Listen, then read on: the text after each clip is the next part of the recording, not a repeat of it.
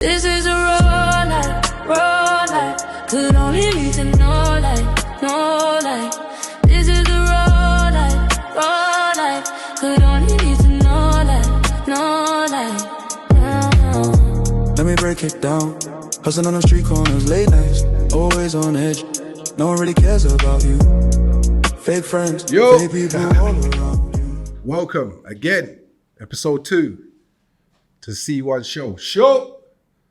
First of all, as always, manners and respect. I want to say thank you to everyone that's been sharing, supporting, the DMs, the messages. Salute. We're building a movement of people that move with people. Do you know what I mean? That make things happen. So, I'm thankful for that. I'm thankful for people that's been sending the message, as I said, talking this, that, giving me other ideas. As I said, I wasn't sure if I was going to continue with it. And I know everybody was counting on the only thing they could count on if I'm going to be consistent. But one thing about me, once I get my teeth into something, I don't let go. So anyway, where do I want to start? Where do I want to start today? It's episode 3. And it's time to start putting my foot down on the gas just a little. I hope you guys liked the segment before, how we're putting the show together. As I said, a few mistakes here and there, watching it back. And it's always going to sharpen up the show. Understanding, as I said, the reasons behind the show. So let's go. So anyway, first of all, I just want to get onto a few things that I've been seeing online. As I said, we're here to make a difference. When you reach my age, which let's not get it twisted, I'm 44 years of age, a grown man, okay? No boy, no little boy thing, a grown man, okay? When you get to this age, I'm realizing when I'm seeing on the internet, it's just nothing but age shaming and trauma shaming. Age shaming, trauma shaming. Let me tell you something. You should be grateful to reach these type of ages. Trust me. People that try and make it, oh, that person's old and this person's old, and it's gratefulness. You see, when you wake up in the morning every day, because trust me, there's people that close their eyes and they don't even get to see tomorrow. They go to the afterlife. And who knows what's there waiting for us? Is it heaven? Is it hell? Is it paradise? Is it hellfire? We need to stop. But at the same time, it is what it is. So when it comes to the age shaming, be grateful. And the man them that are doing it, that are younger, believe me, one day, let's hope when you get to a certain man's age, you've got it all intact and you've got all these things that you think, if I was that age, I'll do this. If I was that age, I'll do that. Because trust me, it's not as easy as you think. So anyway, let's talk about the trauma shaming also, because I think there's people out here, right? They're trying to show like the younger generation, like this street stuff, this gangster stuff. Oh, it's easy. Like, you got to go through it. No scars, no this, no that. If something happens to somebody, oh, you're a victim. You're not a victim if something happens to you. This is a so-called gangster life or street life. When you're into that type of life, trust me, there's going to be bumps and bruises.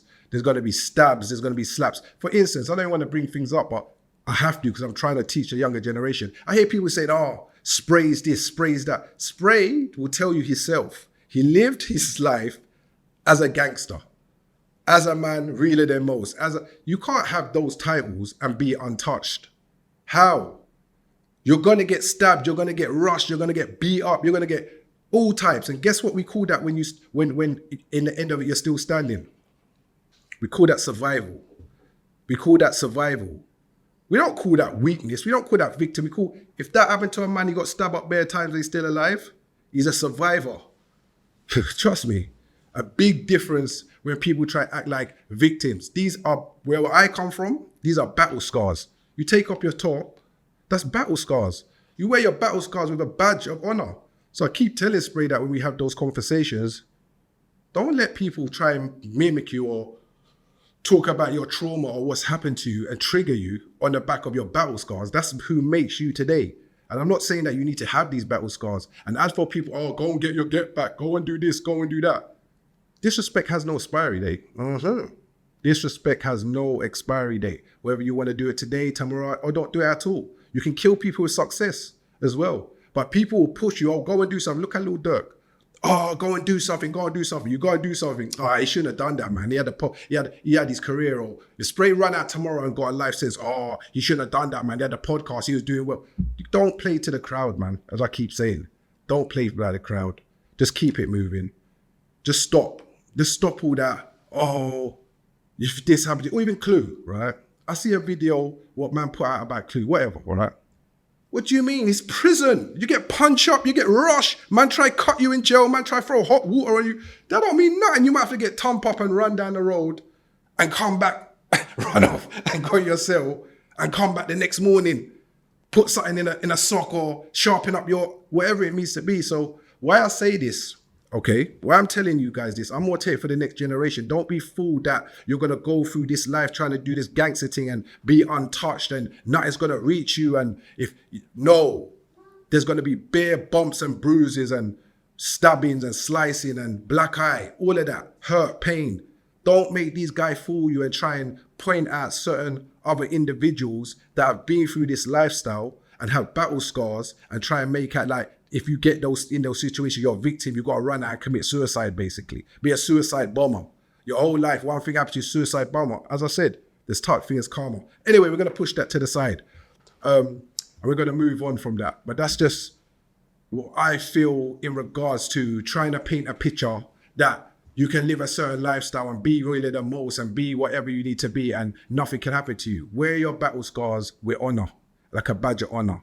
And at the end of the day, if you live this life for real, trust me, you're going to be scarred. Mentally and physically. And if you ain't, you might have got lucky or you just wasn't in a game. You're just an area bad boy. And there's one of them in every single area. Anyway, we're going to move on to that. So let's move on to this. So, you know, I talk about the haterade drinkers. You know the man there that we talk about the haterade. No, the haterade man them. So anyway.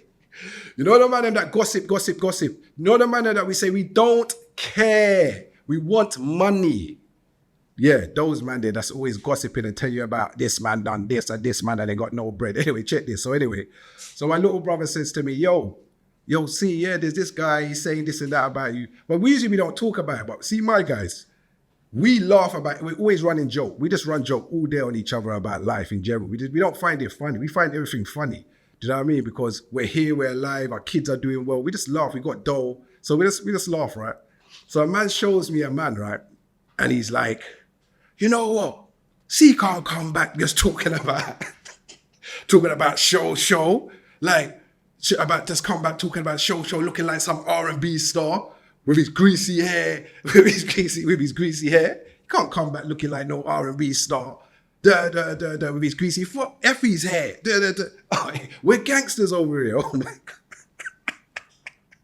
Oh, you know what? Oh, you're so funny. We were just busting up. My man said, he can't come back shit going on like say he's an R&B star. But guess what? Smooth criminal run is it.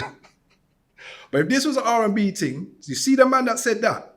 He's definitely Bobby Brown on the Brown. If this was an R&B thing, that brother there is definitely 100% Bobby Brown on the Brown. Do you know what I mean? But yeah, it was good though, because I could laugh at those type of haterade drinkers. Because, oh, you know, it was funny. Man called me an R&B, I'm looking like an R&B star, so he knows. I told you already, this is for the grown and sexy, you dig? But you do know, this is us evolving, because back in the day, let's talk about back in the day for 1 second, because you do realize back in the day, the only thing I knew, which was R&B, was robberies and badness. That's the only thing I knew. R&B. But anyway, guys, that was just a funny joke. We're going to move on to the next segment, and you guys know exactly what that segment is. The voice note. Yo, C1, respect what you're doing, man. Nice. Yeah. And with all the tribulations that you've been through, and you've come out, you're still there, rising, and continue to rise, my brother. Yeah. And respect the fact that you have a podcast, and you know, there's one question I want to pose to you. This is a raw life, could only lead to no life. This is the raw life,